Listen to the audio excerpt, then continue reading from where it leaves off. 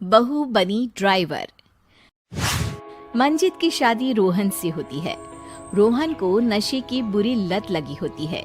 एक दिन, अरे माँ, मेरा एक साइड का शरीर काम नहीं कर रहा है। मैं आज खेतों में कैसे जाऊंगा? अरे बेटा, ऐसा ना बोल। तेरे पापा के जाने के बाद से तू ही घर चलाने का सहारा है। मैं डॉक्टर को बुला लाती हूँ।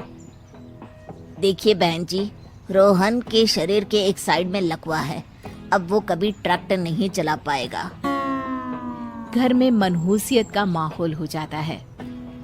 लीजिए माँ जी, रोटी खा लीजिए। अरे बेटा, मुझे तो भविष्य की चिंता हो रही है।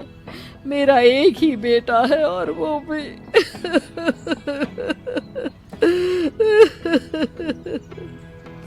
माँ जी, आप चिंता न करें। जब तक ये बीमार है मैं खेत जाकर काम कर लिया करूंगी। वैसे भी नशे के कारण इनका शरीर काफी कमजोर हो गया है। अगले दिन मंजीत खेत में जाकर काम कर शाम को घर लौटती है। ये ले बेटा, पानी पी ले। कैसा रहा काम का पहला दिन? माँ जी, काम तो ठीक है, लेकिन मैं अगर ट्रैक्टर चलाना सीख लूँ ना तो काम और भी आसान हो जाएगा। अरे बेटा, दुनिया क्या कहेगी कि औरत होकर ट्रैक्टर चला रही है? माँ जी, या तो हम दुनिया देख ले या अपना घर, कोई बात नहीं। जब ये ठीक हो जाएंगे तो सब ठीक हो जाएगा। अरे बहू, जरा बाहर तो आना। जी माँ जी। बहू, तेरे मामा जी आए हैं, तूने बुलाया था ना? हाँ माँ जी, वो मामा जी ना आज से मुझे ट्रैक्टर चलाना सीखा। मंजित मामा से ट्रैक्टर चलाना सीखती है। वो मन लगाकर खेतों में काम करती है।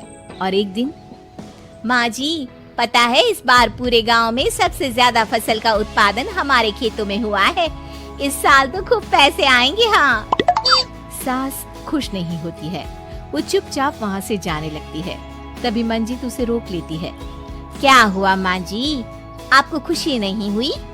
बेटा, आज डॉक्टर साहब बोल रहे थे कि रोहन के ठीक होने के लिए 5 लाख रुपए की जरूरत है। समझ नहीं आ रहा क्या करूं। मंजित शांत हो जाती है। अगले दिन सास मंजित के पास आती है। बेटा, ये मेरे गहने हैं। इसे अपने गहनों के साथ जोड़कर सुनार को दिया।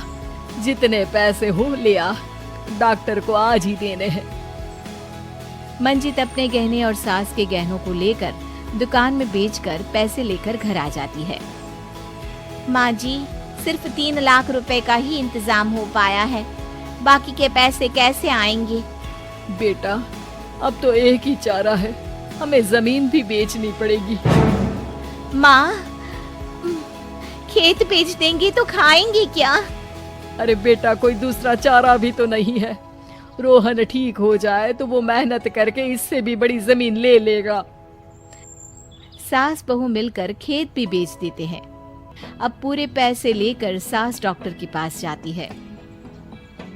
डॉक्टर साहब, ये लीजिए सारे पैसे। बस किसी तरह मेरे बेटे को ठीक कर दीजिए।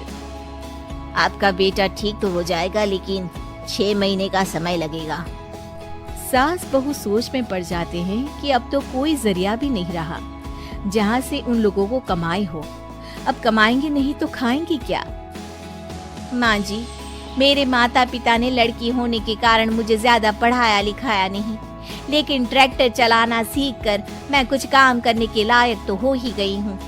अरे बेटा, ट्रैक्टर अब कहाँ चलाएगी? खेत तो बिक गए हैं।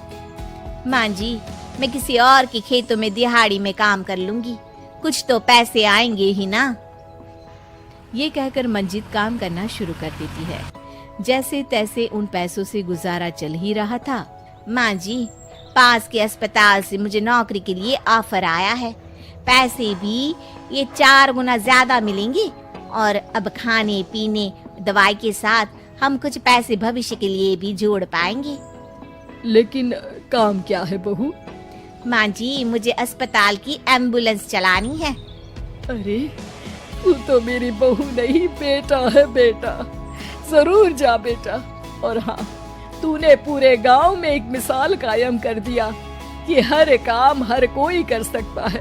उनके लिए लड़की या लड़का होने की कोई जरूरत नहीं। मंजित मन लगाकर काम करना शुरू कर देती है। आगे जाकर वो खुद का एम्बुलेंस भी खरीद लेती है और अब तो उसका पति भी ठीक हो जाता है और सब पहले से भी ज्यादा खुशहाल जिंदगी जीने लगते हैं।